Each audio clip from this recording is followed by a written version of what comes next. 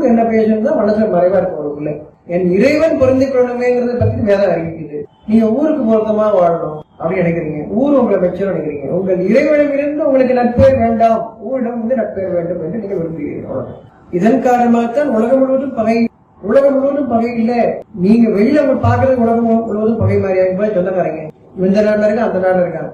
இன்னொரு பொண்ணு போட்டு பொண்ணா இருக்கா உங்களுக்கு தெரியாது. இவர் வேற நாடு, அவர் வேற நினைச்சிட்டு இருப்பீங்க.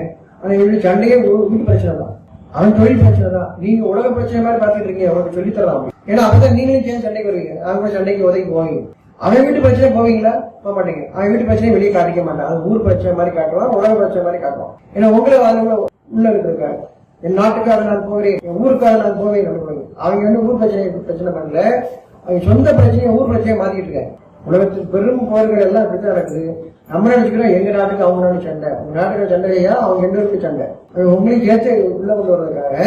அப்பதான் நீங்க சண்டை போட்டு போய் அவங்க அவங்க வீட்டுல வந்துருப்பான், அவங்க வீட்டுல வந்துருப்பான். எங்க முதலாளிக்காக சண்டை போடுறோம், எங்க ராஜாக்காக சண்டை போடுறோம், அப்ப நீங்க சண்டை போட்டு இருக்கீங்க, அவங்க வீட்டுல வந்துருப்பாங்க. அஞ்சு வருஷம் வாங்க கேட்க என்கிட்ட வாங்க, உங்களை வாங்க போயிட்டாங்க. அதான் பிரச்சனை, உலக பிரச்சனை கூட இருக்காங்க. சண்டை போடுறாங்க. நீங்க என்னமோ அதுக்கும் இதுக்கும் சண்டை போடுறாங்க, இப்ப அதை வச்சிருக்கேன் அது பூரா எங்க பிரச்சனை கிளப்பிடுறாங்க. தன் பக்கம் கூட்ட சேர்க்கிறாங்க. நம்ம வீட்டு வேலையை பார்ப்போம், நம்ம வீட்டுல எப்படி வாழ அறிவிக்கிறான், அப்படி எல்லாருக்கும் அறிவிக்கிறான், நம்ம கூட்ட அறிவிக்கல.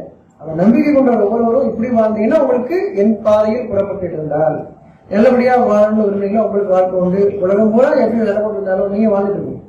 இரவு நீங்க வழிகாட்டுறது நாட்டுக்கு நாட்டு பிரச்சனை தீர்க்கிறதோ அவருக்கு ஒண்ணு கிடையாது. ஒரு குடும்பத்துல தான் பிரச்சனை.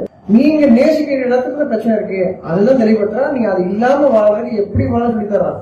இது விளங்கிட்டீங்கன்னா ஒரு பிரச்சனை கிடையாது, நாட்டு பிரச்சனை கிடையாது, மொழி பிரச்சனை கிடையாது, ஜாதி பிரச்சனை கிடையாது. இது விளங்கிட்டீங்கன்னா.